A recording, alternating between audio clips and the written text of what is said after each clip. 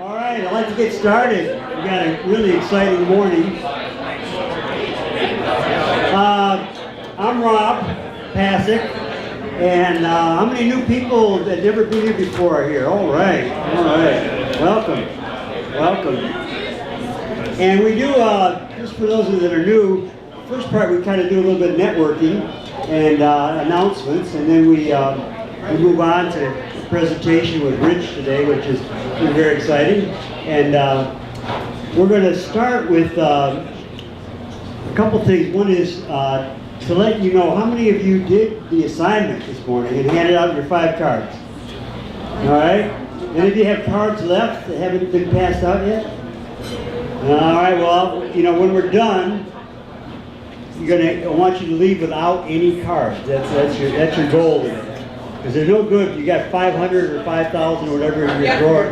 They're not doing it. Yes, give back the cards. Have you ever done that? You reach in your wallet and give out somebody else's card that somebody gave you. Excuse me, I got a little bit of a cough this morning. I don't think I have a cold until I start talking, and then I can't talk. So I will make it brief. But we had a really good ask this morning. Anybody want to talk about something they were asking for from the group? You have a chance to come up and ask the whole group if you have something that you need or something you're offering. Anybody want to volunteer? Come on up.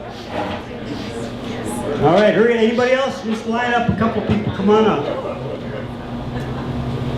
If you have something, we'll take 2 or 3 more. So just line up, and we will give you an opportunity. So hi, what's your name? Hi, my name is Joe Cook. Okay, Joe. And what is it that you have that you are asking for today?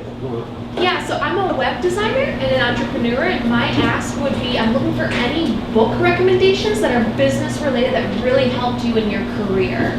So if anybody has a good book recommendation, please send it on over to me. Can I do comic books? Absolutely. For me, it was the Superman series when I was about 8 or 9. I think that was great. That's how you ended up how you are today? That's how I got it. It's everything I learned from Superman, yes. And, oh, hello. Hi. Yeah.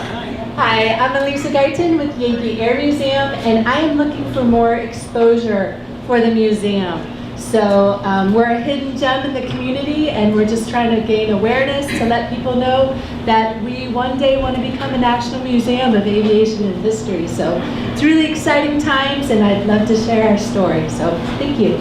Now, do you have any more of those cool calendars that you had? Okay, so she's got some really great calendars with airplanes from World War II, and my father-in-law flew one of those things. So that was, we took him to the airport, the museum before he died a few years ago. It was an amazing experience, and I know it's even better today. Right. All right, great. Okay, thank you. Great, thank you. Hi, good morning. My name is Angela Johnson. I am an entrepreneur and so happy to be invited. We are Invest in Access, a local new nonprofit to the Ann Arbor community. So it's really nice to be in the majority corporate space today. So just wanting to build corporate partnerships, and I can say that Joe Cook, actually, I work with her team, Sun and Soil Design, so they are phenomenal, and hopefully I will pass out one of my business cards to you guys, and you'll learn more about what we do, and you'll also get to see Joe's work too. So thank you for having us today. Welcome. Thank you. You're very good. You're very good in front of an audience. You think you did a good job? Yeah. Doing a pitch like that is not easy, so I did a good job. And I'm wearing, my name tag fell off, Kathy. Kathy McDonald was always telling me to have my own little name tag made, and I had it and I was wearing it. It's not here anymore, so it must be on the floor somewhere. Someone's already opening a bank account. Somebody is, yes. So it's a great audience. The couple things I'm asking for, one is I'm actually working on a screenplay. So if any of you know, and I know nothing about what I'm doing, so if you have any connections to people who are writing film, or the best would be this new term called a showrunner. Anybody know a showrunner? Yes, all right. Andrew, you introduced me to your showrunner. I got a great show. I won't say what it's about, but it has to do with football. Okay, so that could be. But it's not just all the bright side of football, but from the inside of the player's point of view. So we'll talk about that. And something I'm offering is, I have a few spots if people would like a consult because they're thinking about executive coaching, which is what I do. So that could involve your career direction, are you thinking you're on the right spot, kind of a checkup, or it could also involve if you're leading a company and you want some help. And there's a number of people, if you are one of the people that have worked with me in the past as a coach, would you please raise your hand? Okay. A couple of you are not willing to do that. You don't want to admit it, but it's not as bad as therapy. It's close. So I also run what I call play groups, and so you might want to join one of my play groups. And by this I mean there's 3 acts. So I have groups for play. Act 1 is like young people who are just launching their career, or people who are in a new career. Act 2 is for people who are in leadership roles, and this is a group of people that come together to talk about their leadership. Doug, I know a couple other people that are out there that are part of that. And then Act 3 is for people who they made all the impact, made all the money, and you want to figure out what to do with the last part of your life, but still want to be meaningful, but things have shifted a little bit. You don't necessarily have to focus as much on earning an income, so it's kind of that gliding out gracefully. So I want to introduce the great sponsors that make this event possible. Doug, come on up, and Mike and Adam, you guys come on up here, and we'll talk about Roger's on camera over there. You're going to represent Doug this morning? I'm Doug's proxy this morning. Come on over, just stand over here. When people talk, we need to be, so Roger can capture you guys on tape. So great, I'll let you go, Adam, and talk about what you do with Raymond, and you can do. Okay. Thank you. I'm Adam Williams. I'm with Raymond. We are a traditional CPA firm here in Ann Arbor. In addition to traditional CPA work, we also provide wealth management and corporate investigative practice. So if you suspect fraud, we can do that as well. I am a tax nerd. That's my entire elevator speech right there. And we are right now slogging our way through the flow-through deduction that everybody may have heard about. So if you have questions about that, seek us out. In addition, I am a long-term board member and perpetual shill for Big Brothers Big Sisters of Washtenaw County. We experienced a flood last week from pipes freezing our building in Ypsilanti, Michigan. So if anybody wants to feel guilty about that, and go to our website and donate some money for new computers and things like that, that'd be appreciated. Thank you. Just pass it over. Thanks, Adam. Hi, my name's Patrick Smith. Now that I think about it, Rich, I might be the Chief Joy Officer at North Star Reach. I oftentimes say I have the greatest job in the world, and that's because I get to spend my summers working with some amazing volunteers impacting the lives of children with serious health challenges. We're a camp that's cost-free for kids from all across Michigan and the Great Lakes. We really focus on helping kids develop autonomy, independence. We hope that they gain competency and mastery skills, knowing that they are very typical. The part of their life that helps get them to camp is just one thing amongst many that helps them figure out what their purpose is. And, so I appreciate the opportunity to be here today and listen more to Rich. I really appreciate what you shared. Well, good morning, everybody. My name is Michael Colt, and I'm with the Bank of Ann Arbor. I head up our technology industry group. So we work with entrepreneurs and folks in the technology space and life science and venture capital firms here in southeastern Michigan. I have at least 3 colleagues here with me today, so I wanted to introduce them. Eric Helber, if you want to stand up. Mike McCarthy, Bill McCurdy here. They're all in our trust and investment management area. So those folks are working with businesses in the community here on their 401k, 403b plans. They're part of the team that works with individuals and companies in the area of investments. Wanted to give a shout out to the Yankee Air Museum. I'm also on the board of the Hands-On Museum, and so the Ann Arbor Hands-On Museum and the Leslie Science and Nature Center and the Yankee Air Museum now all are combining together in a program called Unity in Learning to combine their efforts for educational programming. So that's some exciting things going on out of Yankee. and we're very happy to help North Star reach. And so good morning again, and thanks for coming out. Thank you. And this event is free thanks to the sponsorship, but our relationship with North Star Reach is a little different because we're encouraging people to support them. If you feel like you want to pay for this, and where do you pay? Well, think about writing a check to North Star Reach, which is a great camp. And I know that some of you who are corporate leaders, Doug, and have been talking about using the camp as a retreat center for corporate events. It's an amazing place, about a half hour, 40 minutes from town in Pinckney. So you might want to talk to Doug about interest in using that as a resource to do team building. Really great place to do that. Thank you very much.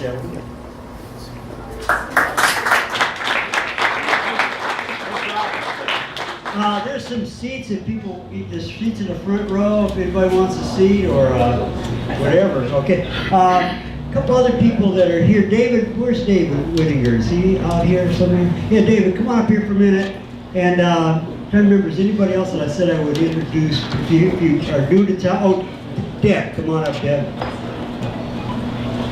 So I've got the new and the experienced here. So first I want to have Deb to talk to you because a lot of you have known Deb Christine for a long time. I probably go back 96, and one of my first experiences doing executive work and was when you had a tragedy at a workplace and called me in to help. We lost 2 of your employees, and I think Deb has an announcement to make, and so I'll let you have the mic. So I asked for a couple of minutes today to say 2 things. To say thank you to this group of people and so long. My husband and I are retiring, and by the end of March we'll have sold the house and we'll be in our 40-foot motor coach Harley traveling around the country. For as long as we want. Yeah, and we're very excited about it, but there's also a lot of wistfulness about leaving. 8.5 years ago, I started a private practice in consulting, and this group has been so instrumental in supporting me and guiding me through that journey. There are so many people that come here. Every time I come here, I see people I know, and it's like Old Home Week, and I also meet new people. And from this group, I've had great close friends, referral sources, clients, you name it. And so I do want to say thank you to a couple of people, specifically Rich, who very early on convinced me that I wasn't selling services, I was selling freedom. Freedom to business owners from worry of not knowing where they were or where they were going, and also the freedom to embrace the dream of business ownership. To Chris, you know, every time I look at you, it's just like Chris's smile. I mean, And I want to thank you also, we've been through some interesting situations together, but I also want to thank you for inviting me onto the Ann Arbor board, the chamber board. That has been a great experience for me, so thank you. And Michael, I met Michael the first week he was here in town, but you have a great crew at Bank of Ann Arbor. I've worked with so many of your lenders, and it's always been great. To Zingerman's, Ari and Maggie have been great to me. And last but not least, Rob. Rob has been my rock in this whole, in launching my own career, my own practice. There was a lot of heavy lifting and hand-holding in the beginning, and a lot of advice that I hated, and then I did it. And so I want to tell you publicly the 4 most important, cherished words in any relationships. You were right, dear.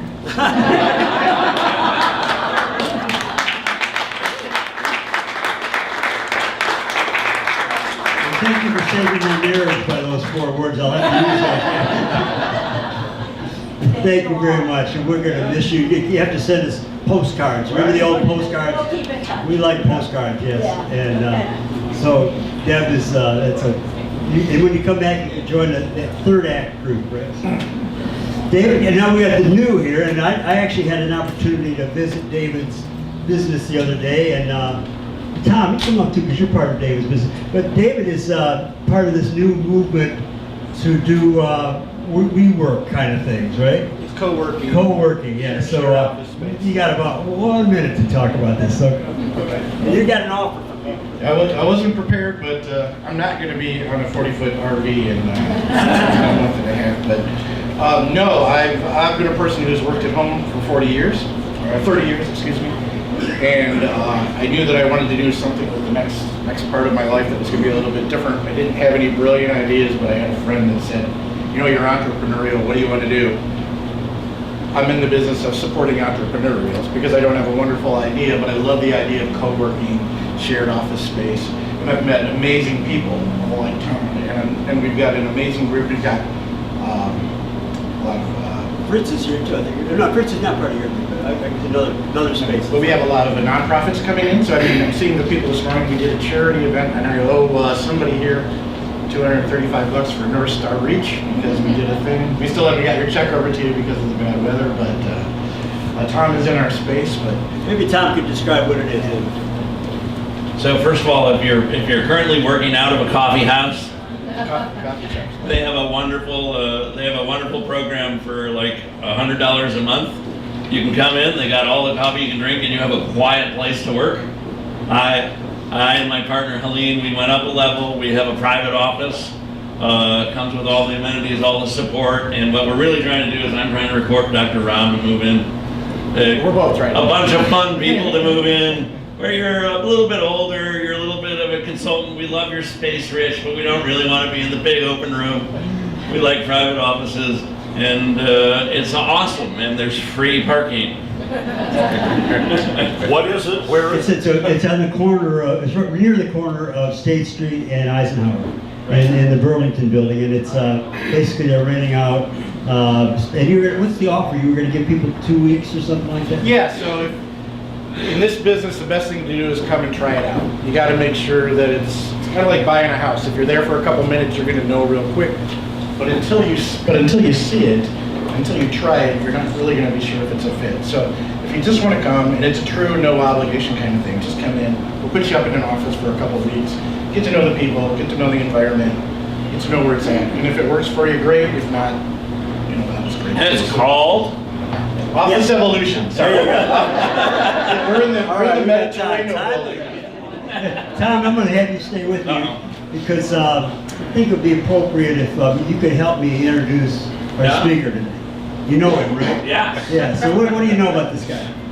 So what I know about Rich is he is genuine and authentic in what he says.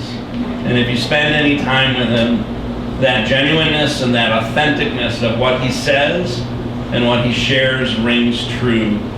I am also always slightly jealous around Rich because he's a better speaker than I am. That's because he's tall. He's taller, he's graying nicely, he's got it all. And I worked with him. He was a client of mine, and then I called him up one day, and I'm like, Rich, my company had an exit, his company had an exit, and we met on his back porch, and we started something new and interesting. And I stayed, was partners with Rich for 4 years, and he's gone on and has done something beyond it, way beyond my imagination. And I think that's what he's going to share with you today is this is the real deal when you hear Rich. What he's sharing is literally his heart. And I think you'll be moved. Come on up, Rich.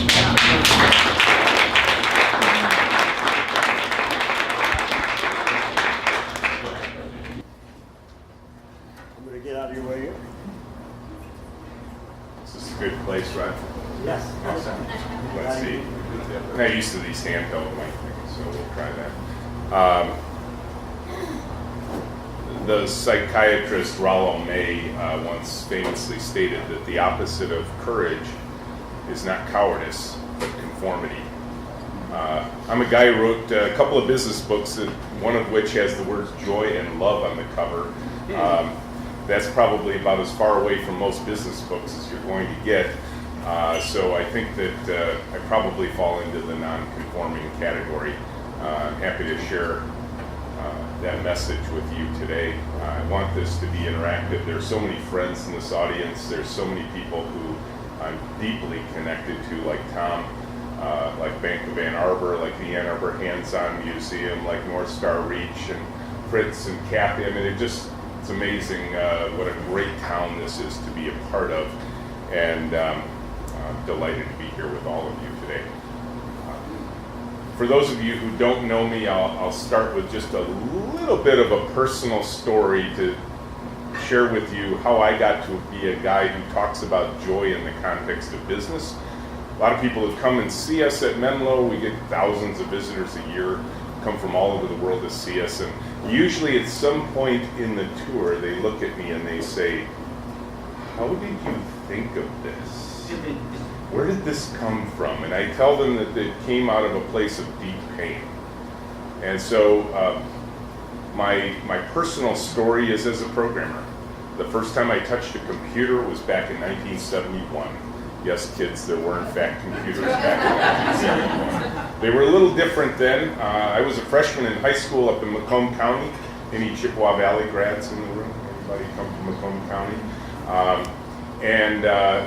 My high school was one of the first 3 counties, Macomb County is one of the first 3 counties in the nation to offer computer science as a curriculum at the high school level. And I was very fortunate just to be in the right place at the right time. And I signed up for a computer science course as a freshman. And I was 13 years old, and I typed a 2-line program into a computer, and it clapped back on a roll of paper, because that's the way they used to work in those days, and it said, "Hi, Rich," because that's what I told it to do. And I was hooked. I knew what I was going to do the rest of my days. For whatever reason, I could see the future in this thing called a computer.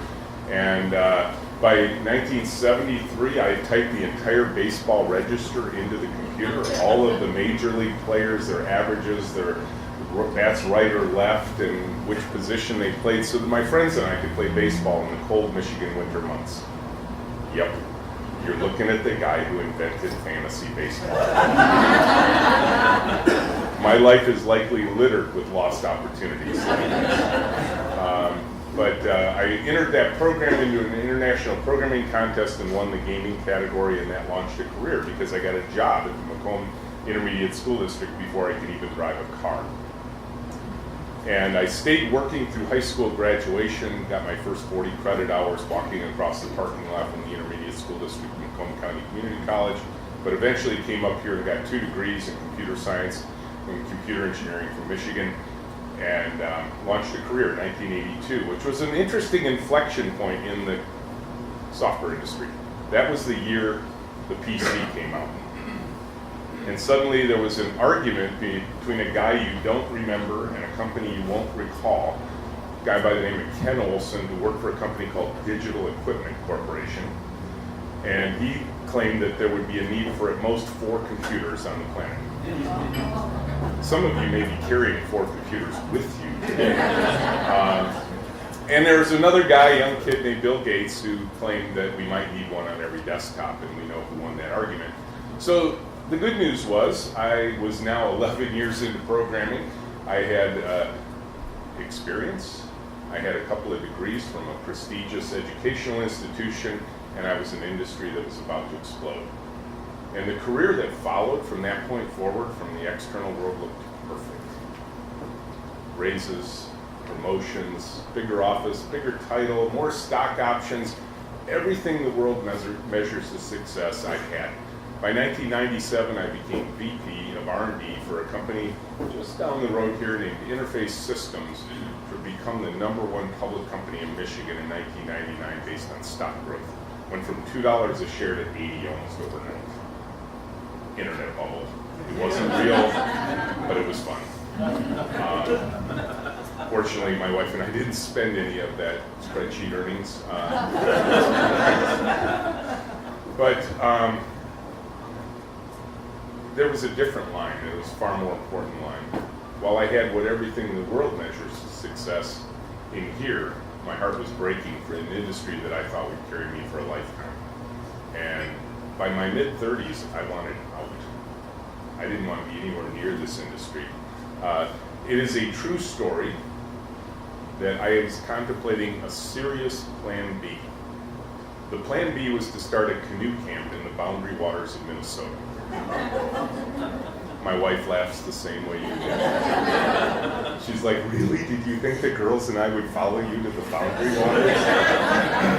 But that's just, you know, if you've ever been up in that part of the country, you are in an area that is as far removed from technology and civilization as you can get.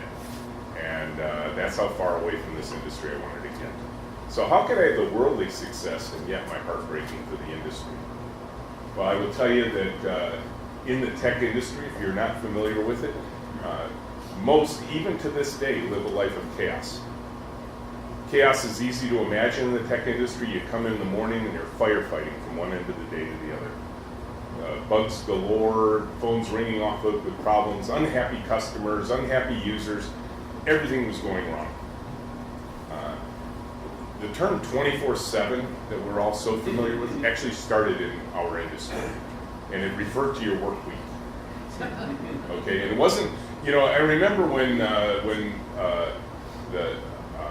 healthcare.gov was launching and crashing so badly, and the President of the United States came before the nation to talk about bugs and glitches. Now, a president should never have to say the words bugs and glitches to the nation, okay? And I can tell you it wasn't bugs and glitches, it was an utter catastrophe inside of that project. And then he said the words that just caused my heart to stop. He said, but don't worry, we have the team working 24/7 coming back in the line. And you see, in our industry, when you hear the words 24/7, you might think it means 3 shifts. No, these are the same people. That's why Mountain Dew and pizza are so popular in the software industry. Okay, so I come home often after very long days, and sometimes all-nighters, and my wife would look at tired me, tell me dinner's in the microwave. She'd say, honey, you look really tired. Did you get a lot done today? I'd be like, no. I got nothing done today. Right? I ran from meeting to meeting. I answered phone calls all day. There were fires galore, but absolutely nothing done.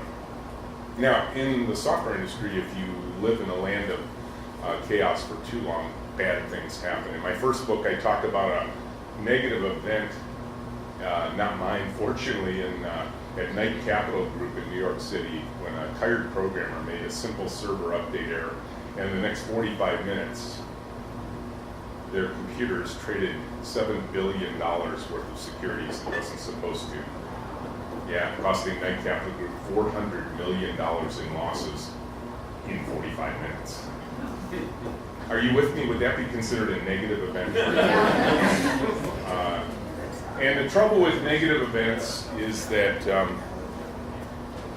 there's always a corporate response when there are big negative events, and in the software industry, it's given a name, usually an acronym, something like the SDLC, the Software Development Lifecycle. It's a bunch of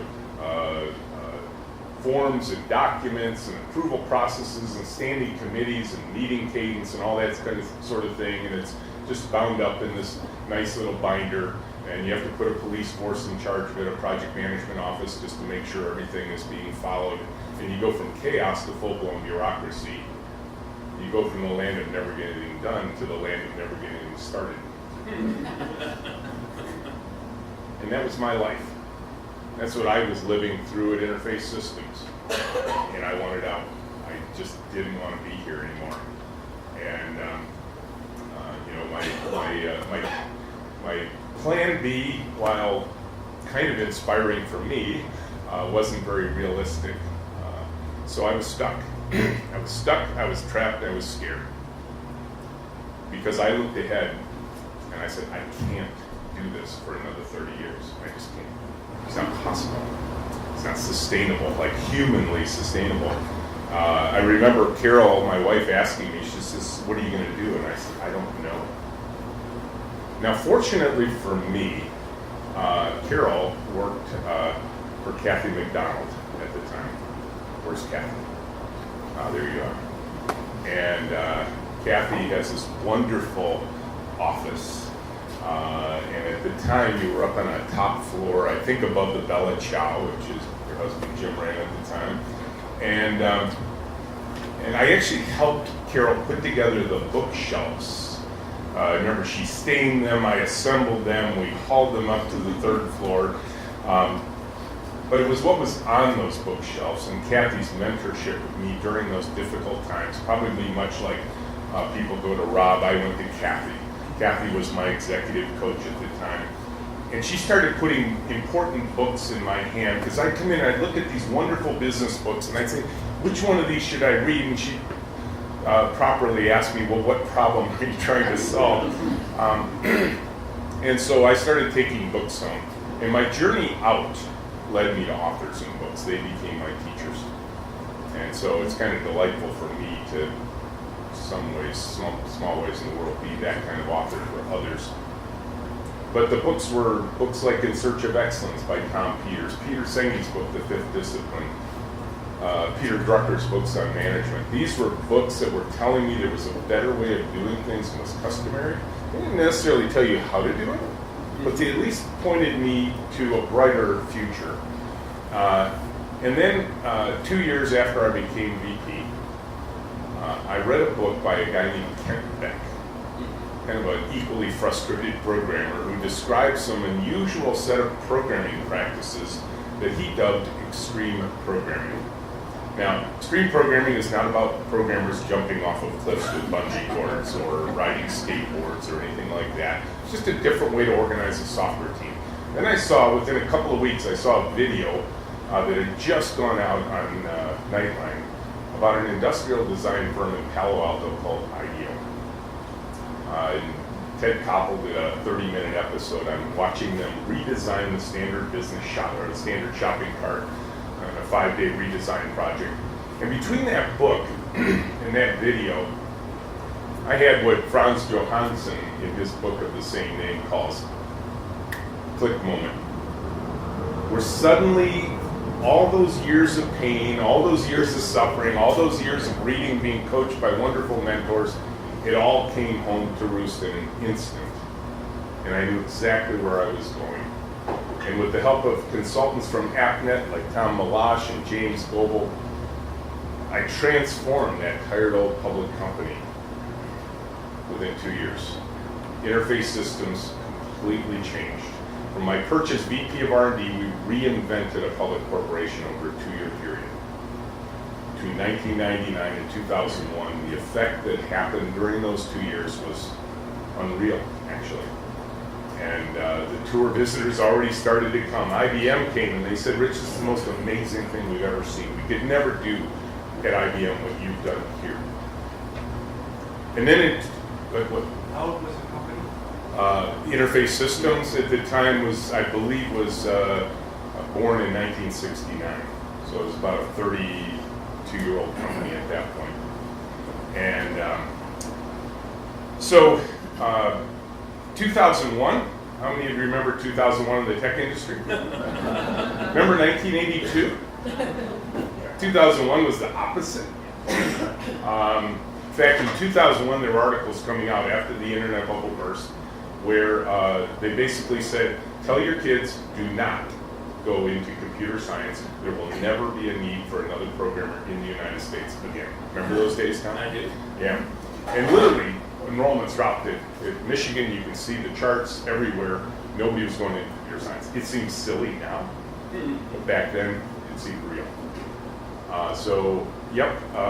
We had been acquired just like Tom's company had. The California parent that acquired us shuttered every remote office they had, including Interface Systems. I went home and told my wife that I'd lost my job, and with tears in her eyes, she looked at me and said, you're unemployed? And I said, no, honey, I'm an entrepreneur now. Hang on to that one, you might need it someday. My co-founder, James, calls me an infernal optimist. And Tom especially appreciates that one. James, he carries around Eeyore with him regularly. We can still talk about joy, which is absolutely delightful and delicious. But it took Carol 6 months to figure out that entrepreneurship actually pays less than unemployment. But then we started making a profit. We started bringing checks home. A few years ago, she uttered the words to me that a husband almost never hears. You were right, dear. But it took about a decade for that to happen. But here's the thing.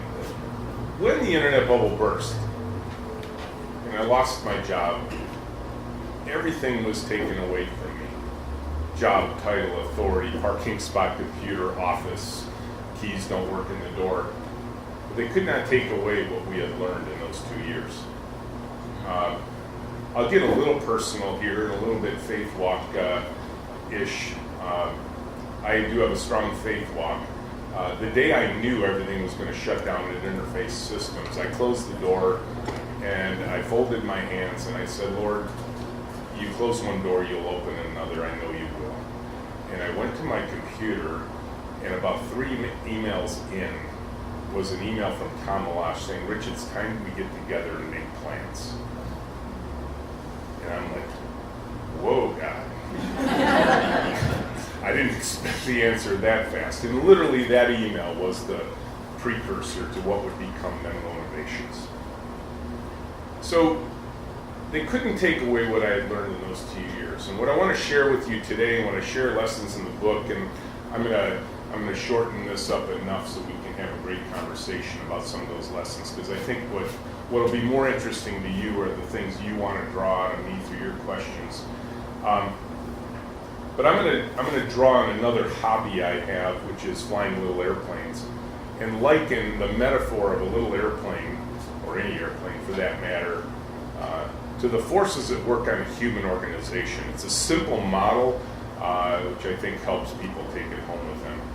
If you probably didn't realize you were going to get some aeronautical engineering lessons this morning, but that's why we do these things, right, Rob?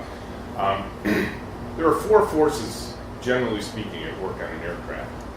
There's the force of lift, allows the airplane to come up off the ground. There's the countervailing force of weight and gravity that holds the plane down. There's the force of thrust that pulls the aircraft forward, usually provided by a propeller-driven or jet engine. And then there's the force of drag that holds it back.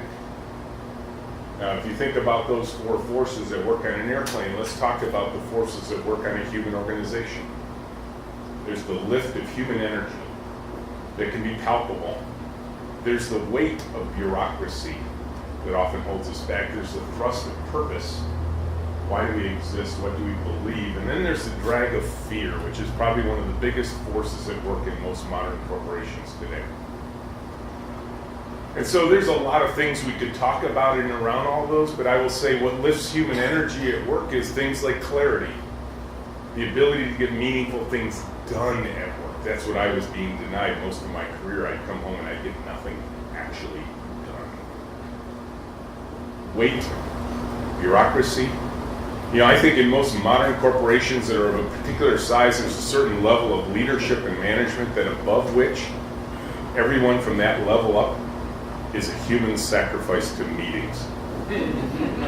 You know what it's like, right? You're in a conference room and there's people on the door, they're knocking. You know, we gotta get in there, right? And then the people coming out are running down the hall to get to the next meeting, right? Meeting mode is a huge issue in modern corporations. The thrust of purpose. I encourage people as they think about their business, and Deb, I appreciate your remembrance of our discussions way back when. The 2 fundamental questions any corporation should be able to answer clearly, and these are not as easy to answer as you would think. Who do we serve and what would delight look like for them? At Menlo, we're a software design and development firm. We established a mission in its earliest days to end human suffering in the world as it relates to technology. There's plenty of it out there. We'll never do it all by ourselves. That's why we chose to share the message with the world so others can take it home for themselves. But ultimately, who we're trying to delight are the people who do not pay us for what we do, and we will typically never meet. It's the end users of the software. whose lives are affected by the work in the room down in the basement of the parking structure. It used to be Tally Hall, that's where we are now. And often software tortures, doesn't it? You guys probably think, I wonder what he's talking about. No, no. The next time you use a stupid chip-reading credit card machine, realize that your frustration now, I've been using credit cards for 40 years and now they register as pain when I use them, right? Because you have this fundamental choice to make when you step up to that stupid chip-reading machine, don't you? Swipe or insert. And I actually have to ask the clerk, which one is it? Unless there's a piece of cardboard stuck in a little slot, right? And then if you make the wrong choice, it puts you in the penalty box. And you have to wait. And heaven forbid, when you watch the final screens flashing over and over again that say, please do not remove card. And I don't know why they have to flash, because every time they flash, I think they're changing, so I pull the card out. They're like, oh, sir, you're sorry, it's going to take a minute for everything to reset. And I'm like, seriously? So I just want to encourage you, as you think about your business, think beyond the normal stakeholders that we have to serve. Our customers, our employees, our investors. Of course we have to serve them. But I would encourage you in your own organization, when you think about the purpose that lifts and pulls a team forward, think about who you serve beyond the normal stakeholders. I once had a life insurance company in at Menlo, and I was encouraging them to think about this, and I asked them, who do you serve? And their immediate answer, the obvious one, was their policyholders. And I said, look, I'm not here to tell you you're wrong. That's for you to decide, but let me intrigue you just a little bit with a question, because I'm pretty sure at the moment your product makes the most sense, your customer isn't here anymore. I think the people you actually serve are the beneficiaries of the policy. People who you've never met. People who don't pay you for what you do. People who probably don't even know who you are. And yet when they pick up that phone, what are they expecting on the other end? Empathy, compassion, understanding, maybe a little bit of a shoulder to cry on. You know, expecting organization and execution and probably a big check. And it was interesting because as I looked at this group from the life insurance company, one woman had tears rolling down her face as I was saying this, because they had just outsourced their claims department to an offshore firm with the instructions, start by assuming fraud. So we probably all make mistakes in our organizations around those lines. My industry has learned to call the people they serve stupid users. And if you didn't think that's true, just go to Barnes & Noble and look at all the dummies books out there. They're talking about you, right? Yeah, because you couldn't possibly be the programmers. If you only learn to think like me, this would all make sense, so it's your fault, right? So again, and then the drag of fear, which is probably one of the biggest forces at work in organizations today. Micromanaging, annual performance reviews, or the delightful one that some of the largest corporations on the planet have employed, where they force rank all of the staff and then cut the lowest 10% every year. I'm not sure there could be a stupider thing that corporations could have ever conceived of than that, because in that situation, I don't have to outrun the tiger, I just have to outrun you. Right? Do you think I can't make you look worse than me in a coffee little discussion with the boss walks by and I mention the project you're working on, not even you by name, and say, boy, that one seems to be in a lot of trouble. What do you think's going on there? Right? Because everybody's going to be a dog-eat-dog world in that kind of environment. Let me throw out just a couple more lessons in aeronautical engineering. There's another thing we leaders need to think about when designing our organizations, and it's this thing called systems thinking. You see, when an aircraft was designed, when they finally figured out how to make them sustainably flyable, if you look at the front of an airplane, you're actually going to see that the wings are tilted up just a little bit. That angle between the fuselage and the wing is called the dihedral. There will be a test after this, by the way. And that little angle tip up created something in the aircraft design called positive stability.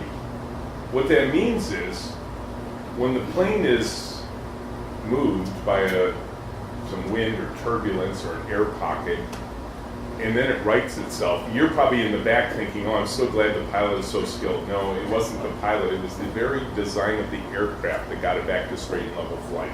The aircraft is designed to be positively stable, laterally, longitudinally, and vertically, which is delightful because that means by its very design, the aircraft lessens the work of the pilot. And the pilot can concentrate on the big issues.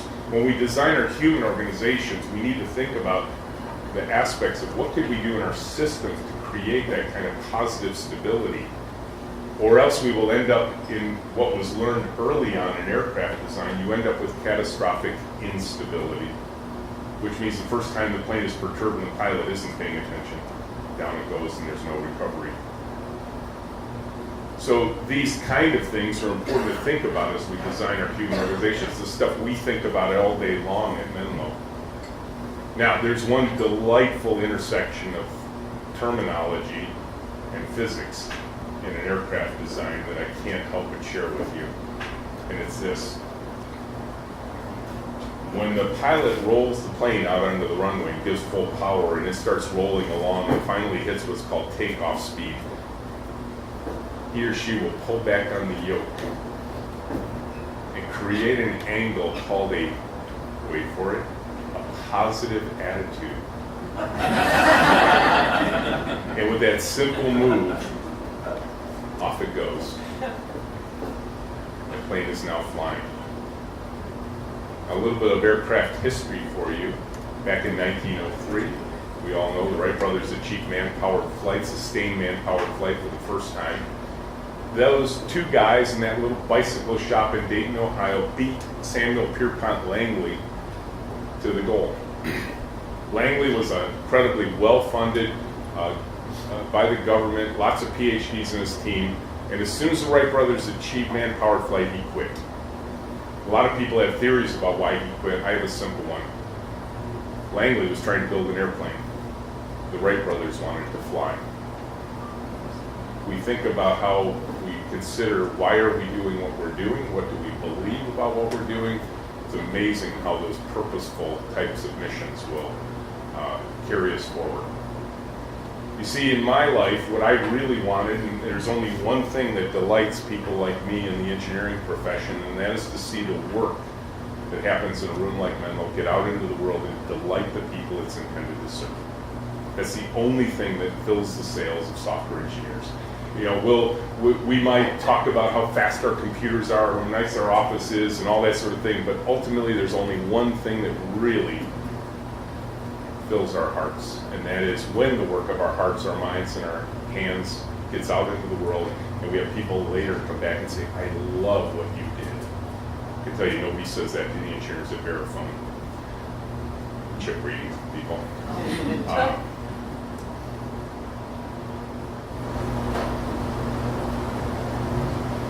Just a few years after the Wright brothers achieved man-powered flight, Orville Wright was quoted as saying that man would never be able to build an airplane that could carry more than 2 people.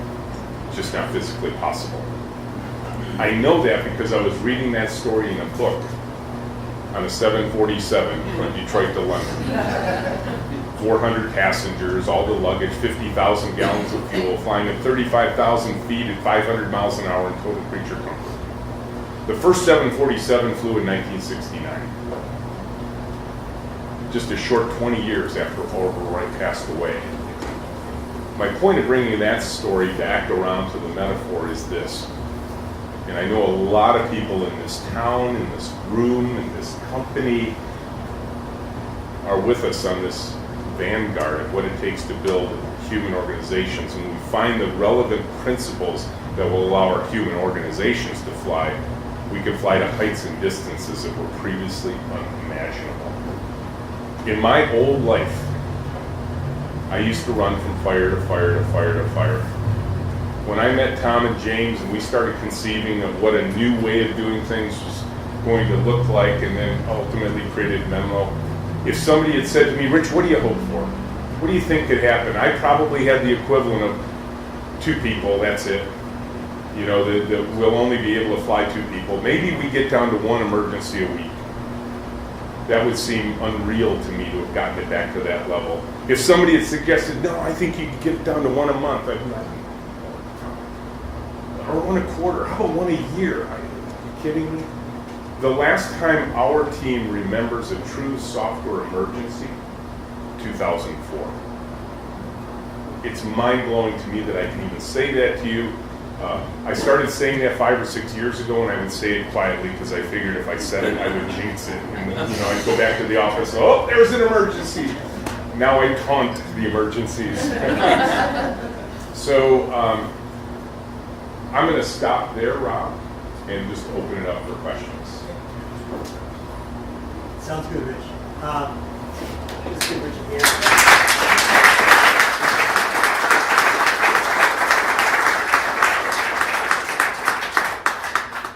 What I'm going to do is talk to Rich for a couple minutes, and then we're going to have you talk to each other for a few minutes about some of your key learnings from this event, and then we'll have a chance for you to ask Rich some questions, and we'll go from there. So it's good to see all your smiling faces. So Rich, so we were sharing Carytown area when we first met about 2000, and you were just starting out, and I think one of the areas what I wanted to interview you about is something that I read about recently called, you would maybe never heard of this, Ikigai? Oh yeah, yes. Ikigai, you know that?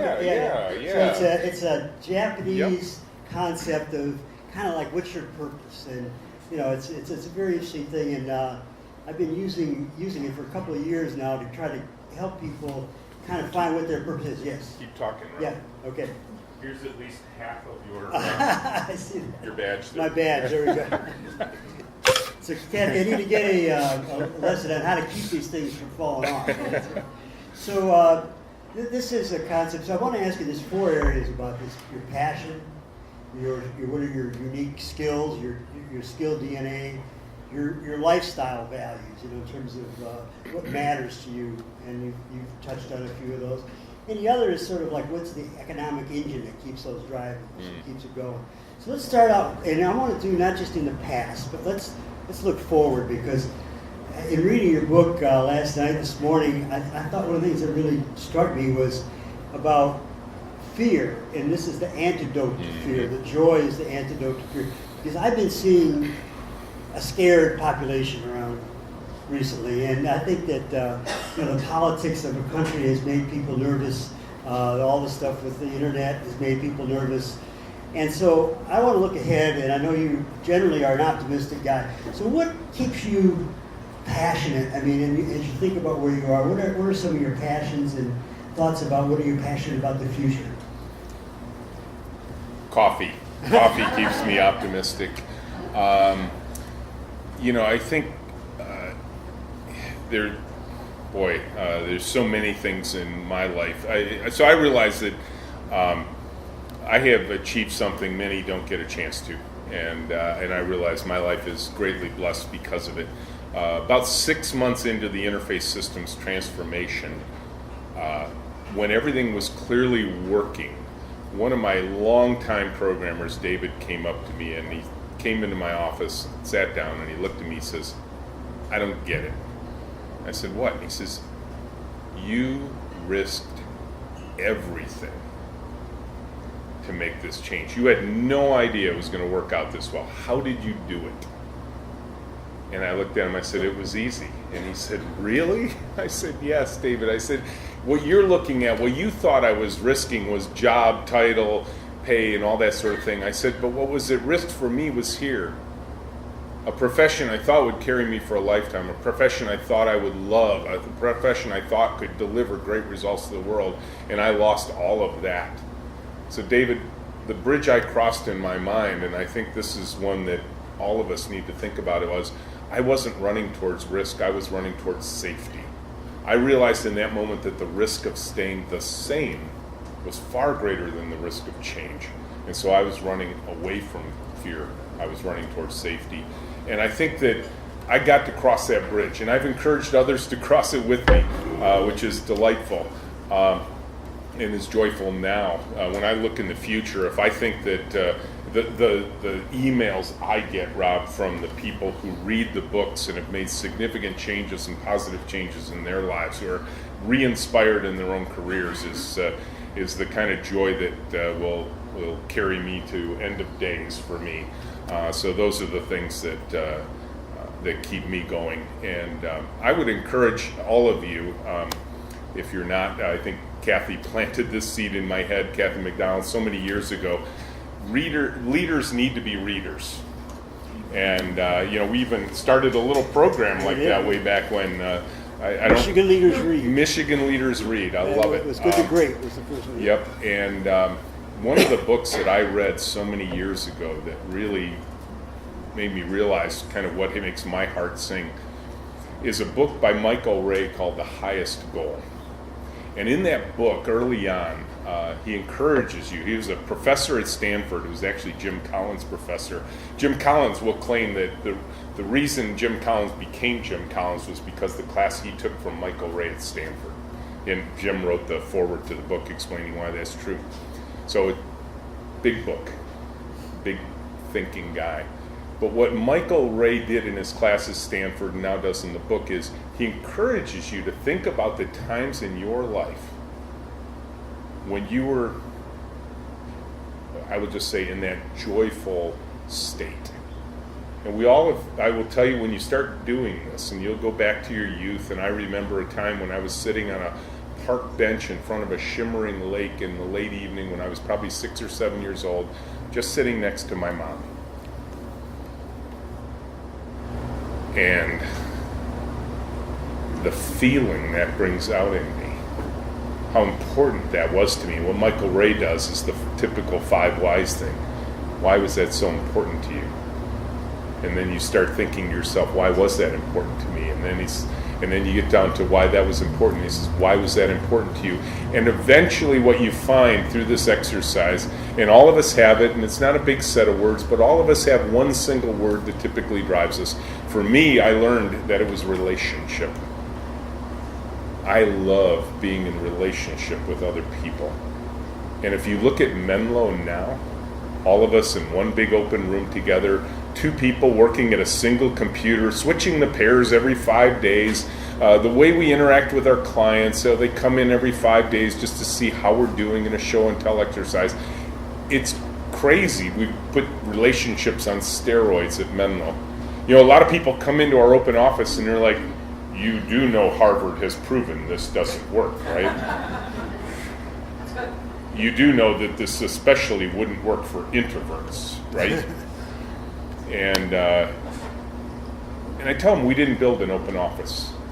We didn't build an open and collaborative workspace. What we built was an open and collaborative culture.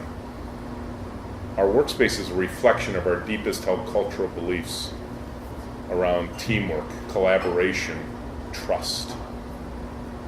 And when you start doing everything based on your core values, and I talk a lot about those core values, especially of joyful leaders in the book, you start to recognize what's truly important to you. So I would encourage all of you to pick up that book by Michael Ray and go through that exercise as he describes it, and you will discover something. Number one, I will tell you, you will discover memories that are just there. They're all packaged up in one spot in your brain, and your brain is just waiting to unleash them back to you. It's been holding on to them for years and wants to remind you who you really are. Thank you. The next thing I want to ask you, we're going to talk about strengths. And there's a lot out there about talk about your strengths. And one problem I have with that is that my mind tends to go to my failures. And so I saw this little exercise in the New York Times. I'm one of those guys that I read in the New York Times. I heard it in NPR. But this exercise was called a failure resume. And and essentially says just make for yourself, don't put it out there, but a list of all your failures that you remember. And so I took it on before I give it to my clients. I'll try it myself, and it's really interesting. All the things that I wrote as failures, going back to my career, and even into high school, were speaking in front of large audiences. And I was really surprised because I have a lot of negative experiences where I said the wrong thing, I offended somebody, I missed the boat, and I realized that I am not that good at that because I don't know those people. You know, so you get sent all over the world to talk to people you don't know. I find that the hardest thing. I'm great with this group because I know all you and I trust you. But when I try to be like the guy in front of everybody, man, that's not going to work for me. I just bother somebody, and I'm too, thin-skinned to really just blow that off. So I want you to maybe give us a little bit about a failure resume, if you might. Just, at least one or two, Rich. I'll put you on the real spot here. I think there's an inherent quality of both entrepreneurship and optimism where you just throw those things away. They're just behind you. The biggest sign at Menlo is make mistakes faster. So we've actually incorporated small failures from which we can learn. It's funny, there have been a few existential crises along the way in the history of Menlo, just like every company has. And I remember one where we had this great big project. It was really profitable. We had a big team working on it. There was money flowing in. It was delightful. It was a place you always want to be as a business. And the good news was there was another big project coming from another company in town here. We had a great sponsor at that company, and we were flying high. We had just leased a new building. We went from month to month lease in our little storefront at 212 North 4th, which is where Mott and Bailey bookstore is now. We just leased from Joe O'Neill, the top floor of Carytown, the attic, and we went from a month to month lease to a 6-year lease, which was just breathtakingly scary at the time, because now it's like, oh my God, we're like adults now. We have to make this work for 6 years, but everything's flying high. And then Bob, our fourth partner, Bob Sims, came up from the basement, which is where he did his CFO work. That's where Bob liked to work, and he said, "Hey, Rich, our big client kind of late on some receivables." I'm like, oh, okay, well, I'll call my sponsor over there, see what's going on. I'm sure it's nothing. He says, well, it's getting kind of big. I said, well, how big? He says, about $105,000 in unpaid receivables. Oh, well, I'll call right now. I called up David, our sponsor, and he goes, oh, yeah, about that. Those aren't getting paid. Excuse me? He says, yeah, we're not going to pay this. Oh, by the way, I got fired today. I'm packing up. I'm in my office packing up right now. You'll need to talk to the CEO. And we did. That was probably the most unpleasant business conversation I've ever had. And we never saw the money. $105,000 of unpaid bills when you're a small company, it's kind of a big deal. It's not $400 million in 45 minutes, but kind of a big deal. But that's okay. That next big project I was telling you about is right on its heels. Thank God that's in the wings. And I had a meeting that afternoon at 1 o'clock with the key sponsor there. We were going to kick off the project, get the paperwork signed, start working on it. So thank God that was there. And I called up, actually I got a call from Jim, our key sponsor over there, and he says, and I said, hey Jim, can't wait to have the meeting today. He had no idea why I couldn't wait. And he said, oh yeah, about that meeting. He says, I got fired today. I'm like, excuse me? He goes, yeah, I don't know what's going to happen with the meeting. You should call my boss. I called his boss, Ken. Ken never, ever, ever called me back. And I remember, this was after you left, but James, Bob, and I were sitting. Yeah. We couldn't have afforded you anymore at that point. And so there's the three of us sitting on a park bench outside of Carytown, right where Farmers Market is. And we had to look at each other. And literally the question we asked is, are we all still in? And it took us about 10 seconds to say, yeah, I don't know, irrational thought. But we stayed in, and we made some big changes to the company in that moment because of the way that thing had manifested itself. It was our own fault for sure, and we had to make big changes. And I will say that Menlo ended up in a much, much better spot. Philosophically, culturally, because quite frankly, one of the reasons we got into that spot is we started getting attracted to the money versus the core values, and and that was an important moment for us. Thank you. Again, we've known each other from the time our kids were young, and your daughter Megan worked for me for a Yep, summer when yep. she was about 17. I think we babysat 19, your dogs Yeah, every now and maybe then. dogs, that's right. And now you're a grandpa. And, Yeah. And You want to see pictures? I got this. If you want to see pictures, see me afterwards. so I'd like to, think about again the future in terms of lifestyle, and what do you see coming for people? I mean, David's talking about workspace. A couple other people are looking at small offices. The big corporations seem to be on the decline or in trouble. What do you see coming up? And in terms of lifestyle, how is their lives going to be different over the next? Let's say our daughters and your son, my son's your daughters. What's going to be different for them? Yeah, there's a lot of talk about millennials these days, and how so many people we are filled with millennials at Menlo, and it's like, how do you make it work? And that sort of thing. Like there's something wrong with the millennial generation, and I'm like, no, this is a especially I know this is true for my daughters. This is a generation whose defining moment was 9/11, and it was probably also a defining moment that they saw their parents like me go through the pain of their career and then watch everything pulled away. All the stuff they thought was going to provide security was gone.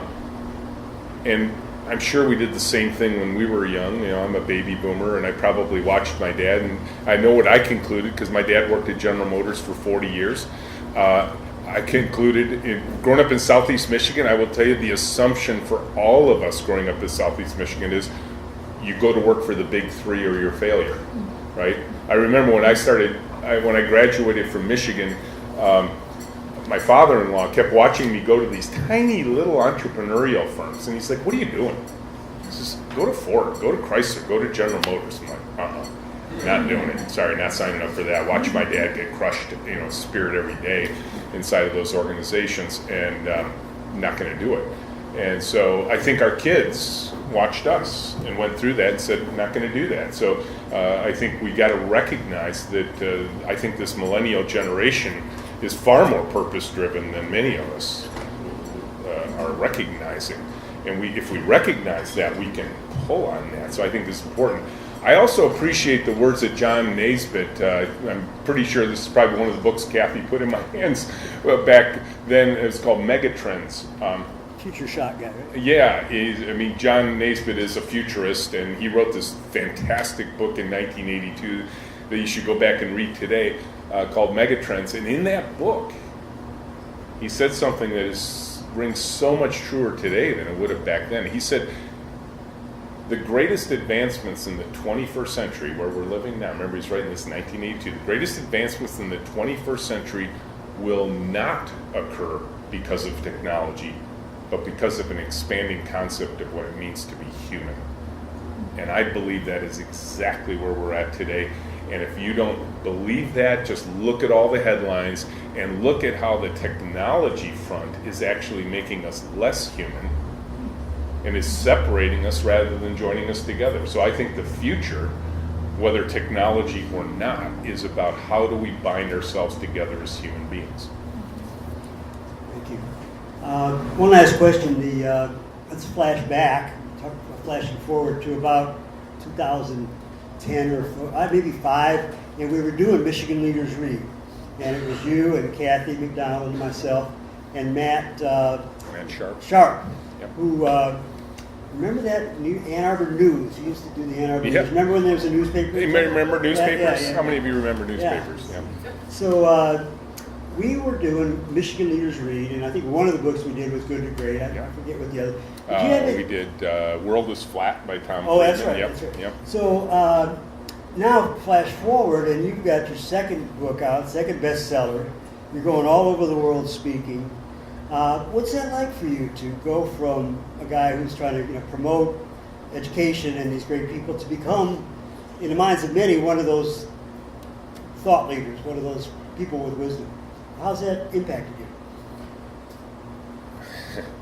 you? I will say simply that, and Carol, my wife, always knew this about me. There was a book in here right? And she knew I would write a book. I knew I would write a book. I knew I wanted to write a book. I just assumed everybody wants to write books. I didn't think it was that special because I was so moved by books. You know, I mean, authors and books became my teachers when I was going through my trough of disillusionment days. So it is just bucket list territory for me to have written one book and now to have written two is mind-blowing to me. But I think what I'm reminded of, and it's back to who do you serve and what would delight look like. The thing I most enjoy about this journey now is the lives I'm affecting. People who've never met me, who read the book and reach out to me as if we've known each other for years. They share some deep personal stories with me about their own hopes and dreams and failures and frustrations, and that I get to talk with them on a regular basis, and that some of them have become dear friends. For me, I guess it's all the way back to that relationship building thing is I believe the relationship between author and reader is one of the most special relationships there is. And I put a lot of book recommendations in the back of both of my books, but I always encourage people who see those book recommendations or hear book recommendations from others is, you know, pick up the book that's being recommended, read the first 10 or 20 or 30 pages. If it grabs you, great, go with it. If it doesn't, set it down. It's not the right book for you, or maybe it's not the right book for you right now.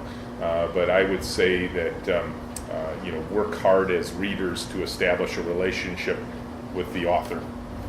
And I'm going to give some people the opportunity to do that right now. So I have the privilege of sitting in this seat. Instead of asking questions from the audience, which is always a little bit impersonal, I know you like the person, I'm going to give people a chance to line up here if you want to have a little conversation with Rich.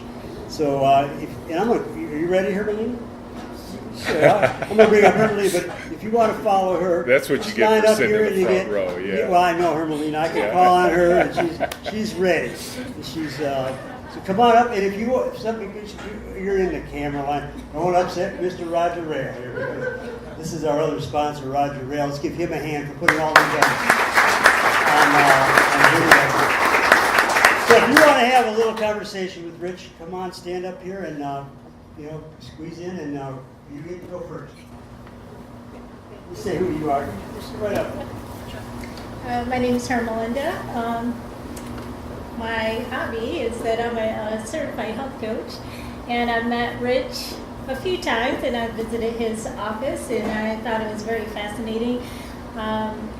Leadership to me is something that includes perpetual growth. You're always moving towards improving yourself as a person and improving how you deal with other people, and I think that's important in your concept of how you relate to people, because I think honesty and integrity and just being authentic comes through no matter what your background is or your title or who you are. That's what really shines for a person. And how do you think that relates to your business concept? Well, up here if somebody else wants to talk to Rich. I think the most finely tuned sense of smell a human being has is for authenticity in another human being. I think this is probably born out of our earliest days when we started walking. If somebody said, "Hey, there's food up over there, the hill, you go get it," the ones who looked and said, "I wonder if there is safety or danger over the hill," maybe we had to figure out early on. But I think that we look, when we hire people, in any of our companies, they look for those pieces in their leaders, and I think we have to be vulnerable enough as leaders to admit when we're wrong, deliver a meaningful "I'm sorry, I just had to do that the other day." So we are not perfect either, and we were. I always say, everybody, the 50 or 60 people who walk into Menlo every day, we're all just salty bags of hormones. We're bringing in stuff from work and from home and from life and from experience and from wiring and that sort of thing. And so we have to understand we're all very much human beings, and one of the things we've taught our team, because of the way we work, we end up in a lot of conflict situations. You know, two people, one computer, trying to solve a problem together. You might imagine that generates conflict. Sometimes the conflict can be easily resolved, but sometimes it leaves a hurt that might last for days, weeks, or months. And we encourage our team to go back to the person, to have that one-on-one conversation, and ask a simple question to begin that conversation. Just look at the other person and say, "Are you okay?" I always say, check in with the human first before you check in with the colleague or the fellow employee or anything else, because there might be something going on in their lives. They might have lost a pet. They might have had to put a loved one in an assisted care facility. There might be a whole bunch of things going on in their life that you are not privy to, and it isn't about sharing every single detail of your life, but simply checking in with them and saying, "Are you okay?" can open up a conversation between two human beings that suddenly now I understand you better. And then the second thing we tell them to do is don't assume that whatever conflict you're in started with the other person. So then we ask them, "Hey, the other day I just wondered, did I do anything to offend you?" Because if I open up myself to that kind of vulnerability, where I open up the door to you to say to me, "Yeah, I just wanted to tell you that that thing you said to me really hurt, and I didn't know how to tell you because you've been here, you know, since the beginning, and I've only been here 6 months, and so I didn't feel it was right for me to tell you how things were going." I think those kind of lessons, those simple lessons of how two people can interact with one another, can breed a healthiness of relationship that we don't normally get to, even in our family lives. I agree. I think it, you know, our family lives and work, as much as people would like to separate it, they do spill over into each other.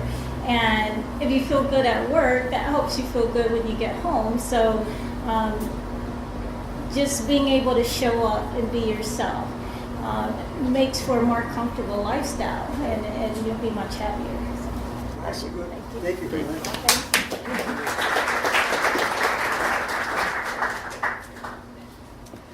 Hi, my name's Matt. I'm the co-founder of a brand strategy company here in Ann Arbor that works with a lot of early stage businesses and startups. So And the name of it is? Huck Finch. Heinlein, my co-founder back there holding up a camera right now.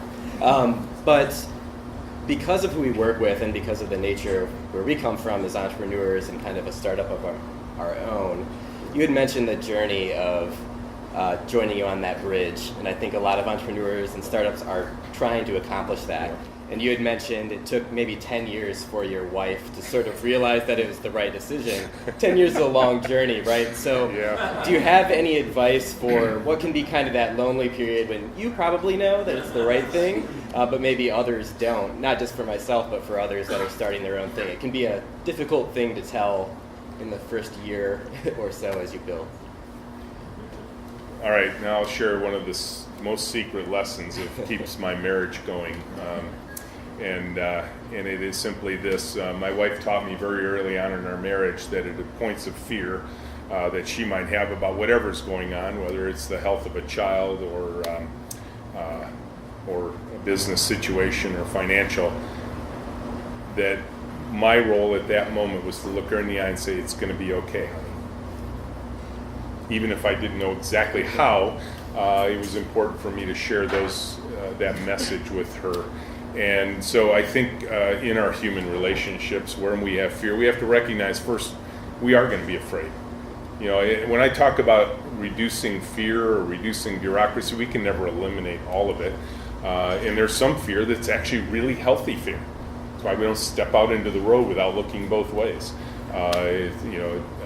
There are things we should be afraid of.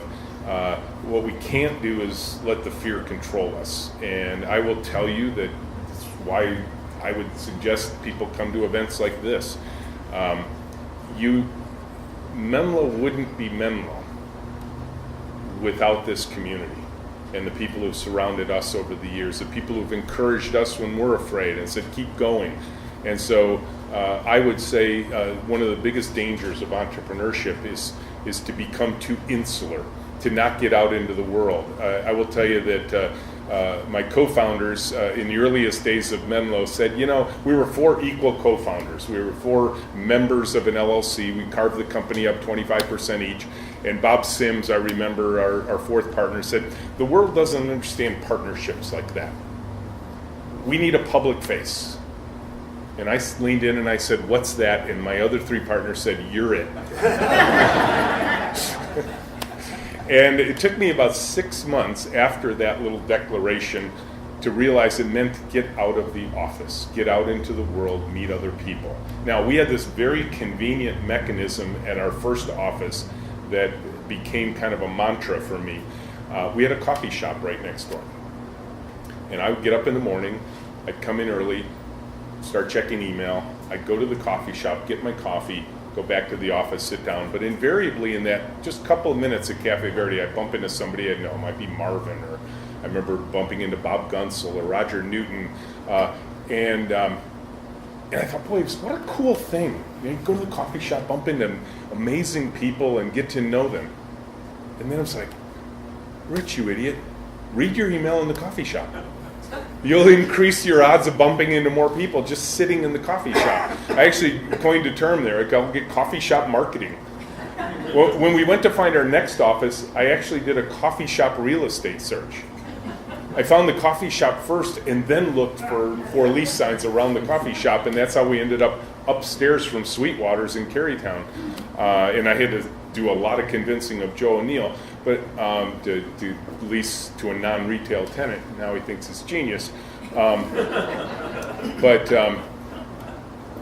I would say that you've got to keep reaching out. You're going to go through fearful times. You're going to be scared. Things aren't going to go right. You're going to lose that client. You're going to have unpaid bills. It's just a reality of life. And the way you're going to get through it is a community that surrounds you. Absolutely.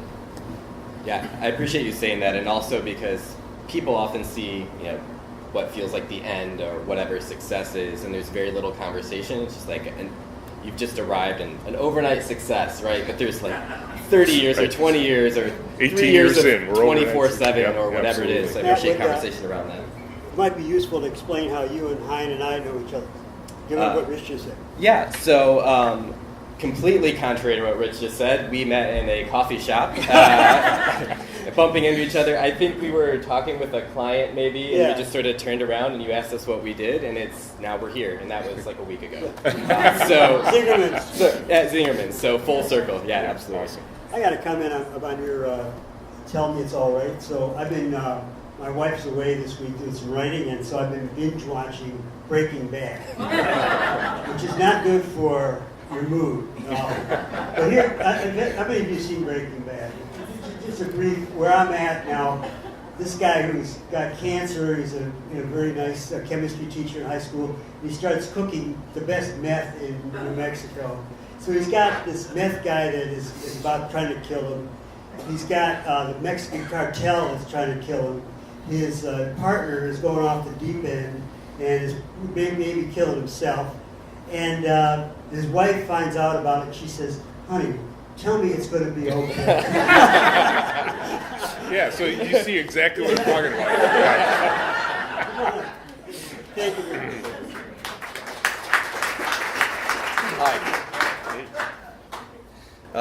Thank you. So I work at an organization that's 27 years old, very successful. The founders are in the company.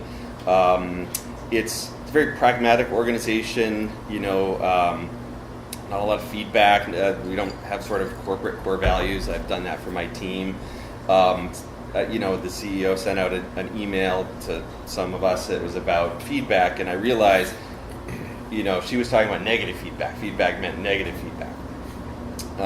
And so it's the kind of place where, if you're doing well, you get a paycheck. If you aren't doing well, then you hear about it. But and so I heard you're on a podcast, right? And I was like, oh, that's really great, and it makes me sort of sad because I'm trying to I'd read the Fifth Discipline and books like that, trying to sort of change the culture, and it's especially challenging because it's a little bit like Sim City because the organization, we moved here a few years ago for my wife to go to the university, and So it's a little bit like I'm doing this remotely, right? So it's a little challenging. And at the organization, it's hard to sort of nervous about anything that's woo-woo, right? If I read a book, tell my boss about it. Nah, you don't find good stuff in books. Woo-woo. Yeah. So I do the same thing. I read books to try to go beyond what my mentors are teaching me there. Is there any hope to sort of change an organization? How do you sort of, for something that's hard to measure, how do you get the message across and get people on board when it's sort of qualitative? Sure. Yeah, it's probably important to note that when I started this journey out of my trough of disillusionment, it was really around 1994, 95 when I started making some serious attempts to change the culture inside of Interface Systems. We had just gotten a new CEO in at that time, Bob Nero. I didn't trust him any more than the old CEO, so I was kind of hunkered down in what I call my little tortoise shell, where I'd drawn in and was withdrawn. I started taking really long drives to work. So Interface is down at Jackson and Zeeb Road, kind of that area, actually where Comcast is now. That was the building. My most efficient route to work from our Ann Arbor Woods home was to go State Street, I-94, get off at Zeeb, get there, get to work in about 17 minutes. Most of us probably have developed, wherever we work, a shortest path to work, right? What's the most efficient route? And at a certain point, I stopped taking that route. I actually started going down Liberty, going past Zeeb Road, going on the dirt roads, past little sheep farms and steepled churches, and I kept driving miles out into the countryside on my way to work. And I realized, what are you doing? And then I'd leave as early as I possibly could, and I would spend half of my day. I was one of the leaders, but I wasn't a high leader. I spent half of my day playing free cell. It is hilarious when I tell the team at Menlo about that version of me, because they're looking at me like, there's no way you were ever that guy. I was that guy. I didn't want to be there. And when Bob Nero came in, he started poking around Interface Systems, and he started asking people, who should I talk to? If I want to rebuild this company, who should I talk to? And he came to me. Everybody kept pointing him to me, and he came to me and he said, Rich, you're the person people say I should talk to. And I looked at him and I said, I don't know why. And Bob was wise enough to see that it was going to take a while to break through the barrier. So I will tell you that having a Bob Nero in my life was huge. And I would say that having someone who was willing to put his hand on my shoulder during big changes and say, keep going, I know it's hard, but you're doing the right thing, was really valuable to me. But ultimately, I started making some big moves. I worked with a company in town here, a famous one called Dana Miller Tyson, to bring in an all-company meeting into Interface Systems, and that was kind of my launch point to say I could make big changes. But my encouragement to you today, and it's the one I deliver to the world, and I've seen it make big changes in largest corporations. The story I tell in this book is about Mass Mutual Corporation. So I'm about to tell you, I told to them, and the amount of change they made based on this simple admonition was incredible. This is a 169-year-old life insurance company, okay? And they made big changes based on one simple construct that I delivered to them in a speech at the very end. I'll give it to you, and I'll give it to you. And it's this simple idea. When you get a new idea, when you read a book, when you talk to a colleague, when you hear something from somebody like me, and you try and take it back to your workplace, and somebody looks at you and goes, that won't work here. That's against policy. That's not us. I want to arm you with one simple phrase. Look them in the eye and say, yeah, I get it, but let's try something. Let's run the experiment. If we can move our organization simply from a deliberation culture to a deliberation and contemplation to an action-based culture, right? Let's try something. Small experiment. It can be tiny. It doesn't have to be big. Our most famous experiment at Menlo was 11 years ago when Tracy had little Maggie. She was off on maternity leave. She was ready to come back to work to join an exciting new project. And she came to me and she said, Rich, I'm ready to come back to work. And I said, awesome. How soon can you be here? And she said, well, the daycare we plan to use is full. I'm sure nobody knows about that problem here in Ann Arbor. Grandparents live too far away to help. We don't know what to do. And I will tell you, in that moment, in my brain, there was a screaming match. The kind Tracy people don't hear, right? Dark voice, bright voice. Dark voice said, don't you dare say what you're about to say. HR will shoot you. The lawyers will freak. The insurance policies go through the roof. Bright voice said, it's your company. You can do whatever you want. You don't even have an HR department. Now, I'm going to stick up for HR people for a second here, because I don't believe for a second anybody ever got into HR without wanting to focus on the humans. The fact that bureaucracy is laid on their shoulders isn't their fault, and that isn't why they got into that profession. But I looked at Tracy in that moment, and I said, bring her in. She says, what do you mean? I said, bring her into work. She said, all day. I said, sure. She said, every day? I said, why not? And then she looked around the big open room that is Menlo, and she said, where will I put her? Because this was not an offer of, we're going to build a daycare for you. No. The baby was going to be with mom. I said, Tracy, she's 3 months old. She's not going anywhere. Just put her on the floor in a bassinet or a car seat right next to where you're working. And she said, what if she makes a fuss?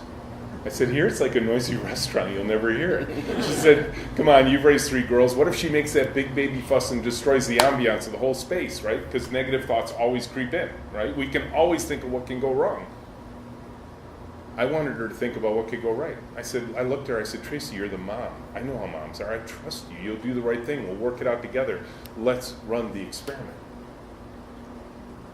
Just recently, Josiah and Flynn, after 3 or 4 months in the office, each of them, from about 3 months old to 6 or 7, they were there together.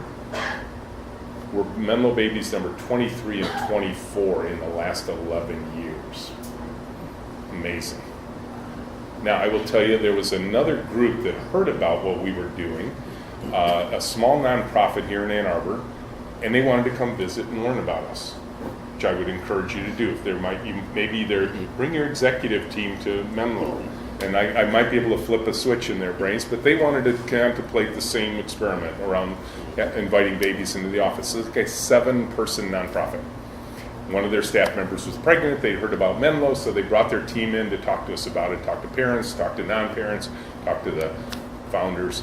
And at the end of it, they seemed pretty excited. And one of their leaders stood up and said, okay, Monday morning, let's form a committee to write a policy. And I'm like, what? This is a 7-person nonprofit, right? And they're acting like Ford Motor Company. And I said, sorry, I didn't mean to offend Ford. General Motors, the University of Michigan, I don't know, pick a big organization. And I stopped them right there. I said, no.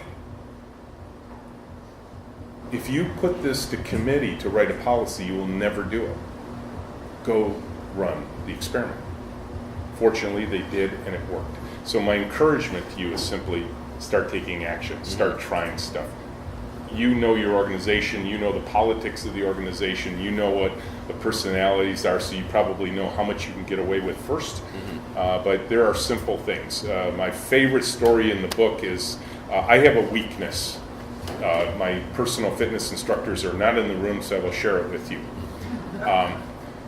There is a McDonald's inside of Detroit Metro Airport in the McNamara terminal. And I love, at that McDonald's, I don't eat fast food anywhere else except there, kind of. Quarter pounder with cheese, large fry, Coca-Cola. Probably the worst meal you can probably have. But for some reason, the habit is there, and I stop in, and it's quick, and I get in and I get out. And there was this guy there named Mike. I knew it because he had a badge on. Mike, an older guy, and all he's doing is hustling around that restaurant, cleaning the tables, taking the garbage people leave behind, and he is just hustling every time I see him. It was just amazing. But every time I was in there, it was the same. He'd walk up to me, and he'd look me in the eye, and he'd go, how you doing? Have a safe flight. Can I get you anything? Can I get you a napkin? And then he'd run to the next table. And I'm like, this is astounding. I mean, they are so lucky to have a guy who can bring that kind of energy to this kind of job every single time I'm in there. The next time I was there, he must have been off shift. He wasn't there, and there's this kid pulling this sled full of garbage bags out of the back, probably going to the dumpster with him. And as he's pulling by me, we make eye contact, and he looks at me and goes, how you doing? Can I get you anything? Can I get you a napkin? And this was a young kid.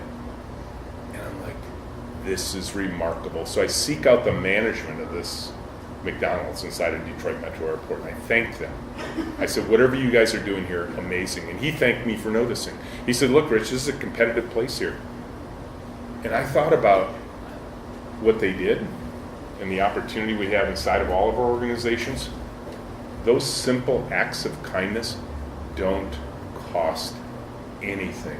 I'm pretty sure the manager of that McDonald's inside of one of the most relationshipless places on the planet, inside of one of the most relationshipless companies on the planet, I'm pretty sure that manager didn't call 5 levels up into marketing at McDonald's corporate and say, hey, is it okay if we treat people well? Can we offer them a napkin? You know, is that okay? Can we get a policy about kindness? No, it's free. And a lot of things we can do can feel just like that. Thank you very much.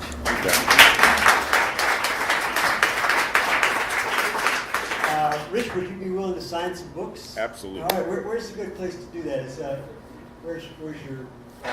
There's all. Yeah. So here's my encouragement to you. There's a woman out there, Jody, who's on my team. Is Jody in the room? No, she's probably out there. Don't. She doesn't need to hear this because it's a cold day out there. Jody has a bunch of boxes of books, and the way it works at Menlo is she's got to put them. The one she doesn't sell, she puts in a backpack and she walks to Menlo from here. Okay,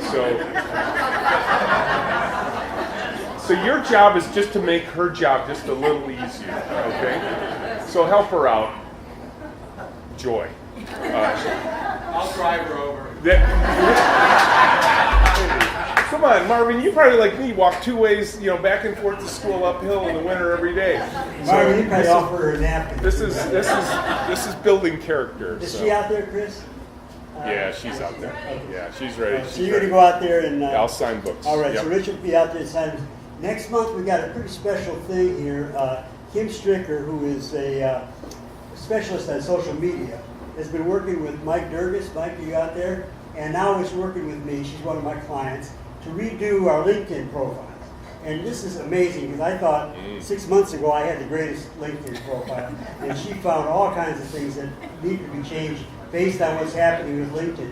So she's going to run a workshop for us here on going through your LinkedIn. Well, she's going to go through Mike and my LinkedIn profiles, show you how to change them. So come with your computer, and we're going to be able to transform that because LinkedIn seems to be where people go even more than the websites these days. So having that right for all of you is extremely important. So Kim, who works in Detroit, is going to be doing that. We got a great program coming up throughout the year. It's on the back of that. If anybody wants to take up my offer on free consultation for half an hour, let me know. And we'll look forward to seeing you on March 15th. Thank you very much, Rich. Let's give Rich a hand.